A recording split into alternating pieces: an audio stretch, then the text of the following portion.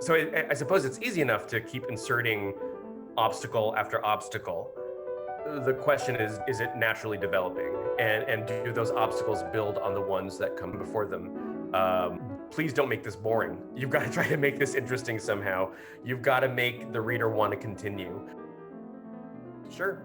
So, The Son of Good Fortune is my first novel, and it is about a young Filipino man who's 19 years old. His name is Excel, like the spreadsheet, as he sometimes says. He's 19 years old and he is undocumented, and he lives in Colma, California, which is a little town right outside San Francisco. Where the dead literally outnumber the living. It's a town of 17 cemeteries, so it's kind of like the perfect place for an undocumented mother and son to sort of live their lives on the fringe. Uh, Being undocumented is obviously a very difficult way of living. So Excel, in an attempt to try to reinvent his life and hopefully live openly, decides to move with his girlfriend to an off the grid city in Southern California called Hello City. It's a kind of anything goes kind of uh, Burning Man esque kind of place. But certain things happen where he is required to move back home in order to pay a debt. And he soon realizes that in order to find a way to pay that debt, he may need to do some things he doesn't want to do. More specifically, seek out the help of his mother, Maxima, who is something of a presence. She is a former B-action movie star slash martial arts expert from the Philippines who starred in a lot of cheesy, bad 80s action Filipino movies. She sometimes pines for her lost glory, but isn't able to fulfill that wish. Her way of getting by is to scam men on the internet. She dupes men into falling in love with her and wiring her money. I guess you might call it catfishing. Um, so they do the best they can to make their lives livable. But I think the story is also really about the ways they both champion and fail each other in their attempts to find where home really is for themselves and to really understand what their mother-son bond really means.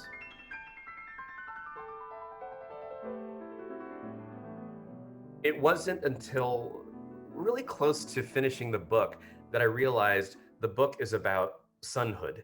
And I actually don't know if that's a word, but I kept using that word sonhood, not childhood, but sonhood. It is about what it means to be a son. Um, I think that's something I've been thinking about in the past couple of years. During the writing of this book, I lost my mother. So I don't have parents anymore. And I've been wondering, yeah, especially as I was writing the book, am I still a son? You know, if I don't have parents, what does that mean? And so this idea of what being a son is really central to the book. In many ways, it's a more vital question than what it means for Excel to be an individual. I really want to know what it means for him to be a son. So that really drives the book. But in a lot of ways, of course, it's about becoming an adult, becoming a man, um, but really at its core, it's about this relationship between the mother and son. What I do with stories sometimes is I track various threads. Like I'll take different colored markers and I'll say, okay, track the trajectory of character A, character B. Then I'll even track things like images, track certain kinds of images, track even like the thematic development of the story, even track certain words.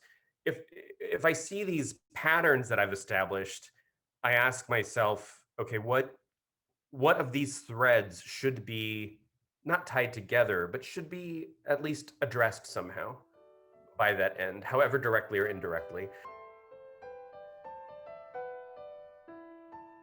You really need to ask yourself, is the ending merely a summation? Is it merely some kind of thematic echo? Or does it really continue to somehow push the story forward, even though the story is over? I think those are the things I mean, I don't know if that's the same thing as earning the ending, but those are certainly my concerns. And And I think, yeah, I think you really do have to go back and ask yourself, how do I get to this? How do I get to this end note? I certainly do mean to make the distinction between the resolution of whatever particular drama is at its most urgent surface versus what the actual end is. And by end, I mean like the last paragraph, the last page, which I think is significantly more difficult than resolving whatever drama you've developed. Um, to figure out that final end note, I think you really do have to go through the book again or through the story and ask yourself, how do I get here?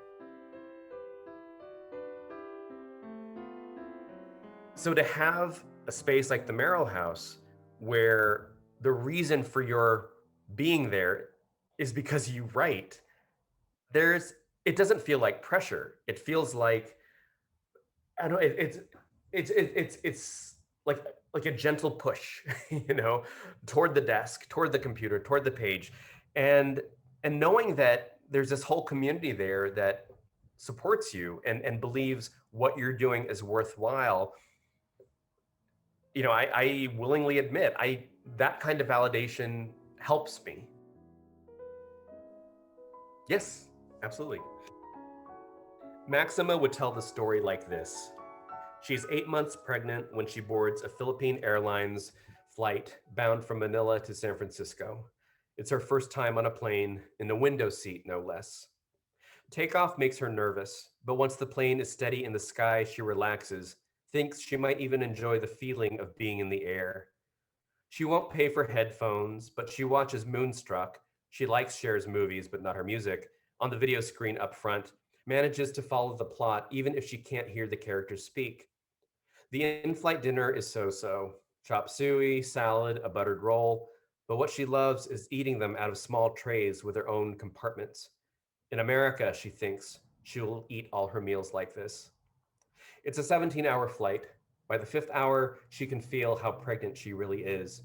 Her seat is like a fist squeezing her body. Her back aches, her feet swell, and the passenger to her left, a nun who looks like she's 15, hogs the entire armrest. But America is the only choice, Maxima tells herself, her only hope. What's left for her back home? She has no job, no income, no family. The movies don't want her anymore. She's finally rid of the eye patch wearing son of a bitch, better to raise her baby on her own anyway. And her sister, Queenie, her only real family, is trapped in Saudi Arabia forever. She'll be a live in maid until the day she dies. Thank God for Joker, still loyal after all these years. He's promised her a good place to live, will help arrange whatever paperwork she and the baby need to stay in California. Had she known it would be this easy, maybe she would have come a long time ago. But then the plane shakes, hard as an earthquake, despite no solid ground beneath. The captain requests all passengers take their seats and fasten their seatbelts, but Maxima feels too miserably pregnant to buckle up. So she just grips her armrest and whispers an oracion to herself and her baby. Let us fly through the air safely, she says. Let us land on the ground softly. The plane suddenly dips. Maxima lets out a muffled shriek, then rises again, and the turbulence continues, though most of the passengers are accustomed to it by now, as though all are expert travelers. But the side to side shaking, Maxima fears, will somehow hurt the baby, and she wonders if leaving home is her all-time number one mistake, if the smartest thing a person can do is stay in the place where you were born. The turbulence ends, the plane cruises again. Maxima closes her eyes just to rest them, then falls into a sleep so deep that she dreams she's already in America, lying in a clean, comfortable bed with a view of the Golden Gate Bridge, until the room tilts one way, then the other, then forward and back, and the dream becomes an earthquake, one so real that she's jolted awake, but instead of the plane's violent shaking or sudden plunge, her body seems to pop. She inhales sharply, feels a warmth gushing over her seat, down her thighs and legs, then everywhere. Maxima has been punched, kicked, judo flipped, has even rolled out of a moving Jeep. But her body was trained. She always knew how to get back up. Now, squeezed in her window seat, she's helpless against the pain. She looks at the snoring nun beside her, taps her shoulder several times. Excuse me, she says, excuse me. But the nun just sleeps, so Maxima pounds her fist like a hammer on the nun's thigh, and the nun shrieks awake. Help me, Maxima says.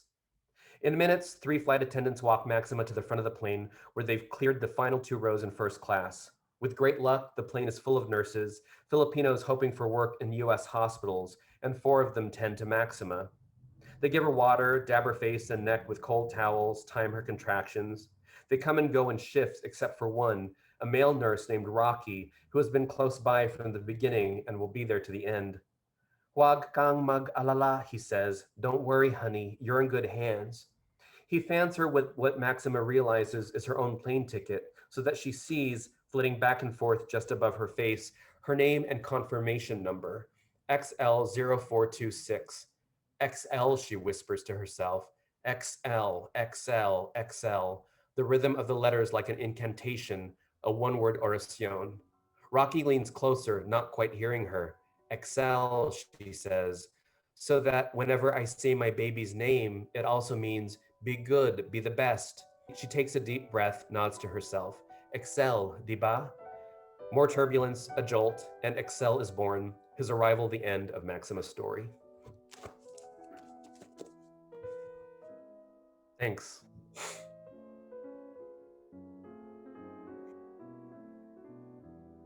Oh, thank you.